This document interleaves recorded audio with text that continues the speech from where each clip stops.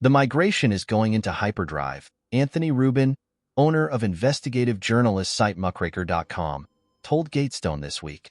He was referring to individuals traveling by foot, boat, and truck to America's southern border. A caravan of some 7,000 people, one of the largest ever, is now making its way to the U.S. During the last few weeks, Rubin has been reporting on this mass movement of humanity as it surges toward America. Those who want to cross the U.S. southern border and do not live in this hemisphere usually fly to Quito because Ecuador allows visa-free entry to Chinese and others, such as those from the Middle East and the Central Asian stands.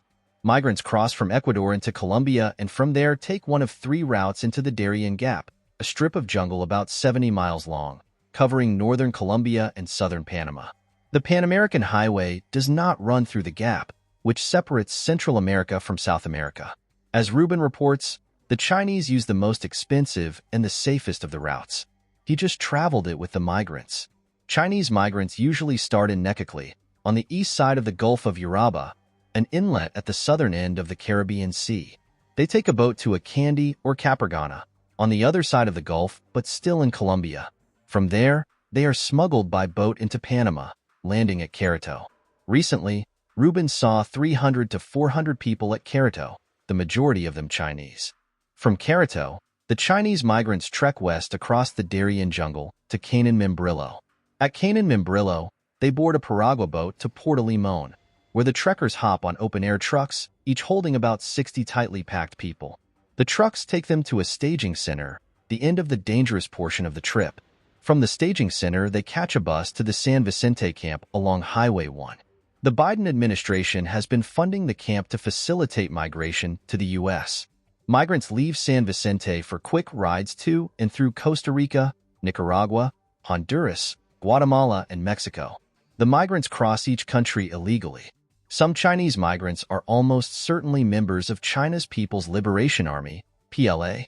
U.S. Representative Mark Green, Republican Tennessee, chairman of the House Committee on Homeland Security, said at a press conference in June that, based on his conversation with the U.S. Border Patrol sector chief, some of the Chinese migrants at the southern border have known ties to the PLA. As Rubin notes, the Chinese are by no means the scariest in the caravan. He said that in fact he felt safest with the individuals from China.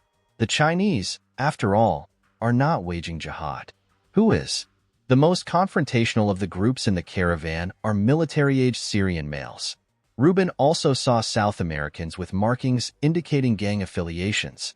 I see aliens from over 100 countries, war correspondent Michael Yan, who is currently near the Darien Gap, told Gatestone, including growing rivers of Chinese, Arabs of many sorts, Afghans of various sorts, Pakistanis, Bangladeshis, Iranians, Venezuelans, and on and on.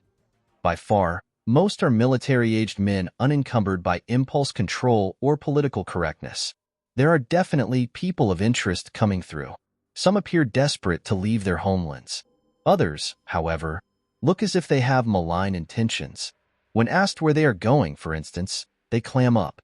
At the southern border, the U.S. Border Patrol has apprehended migrants with explosive devices that were, in the words of Senator John Barrasso, tailored for terrorism. In the first 3 years of the Biden administration, there have been at least 264 apprehensions on the U.S. southern border of persons on a terror watch list, Joseph Hummeyer of the Washington, D.C.-based Center for a Secure Free Society informed Gatestone. This is a drastic increase from the 4 years of the Trump administration, when only 11 terror watch list apprehensions took place on the southern border.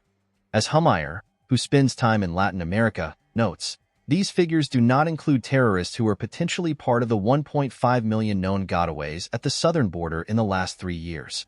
The Department of Homeland Security has a classification for irregular migrants coming from a terror-prone country, special interest aliens. The Border Patrol has encountered larger numbers of SIAs from, for instance, Syria. Terrorists may now be entering the U.S. through another route. At the end of last month, 17 Chinese nationals landed at Key Largo from Cuba.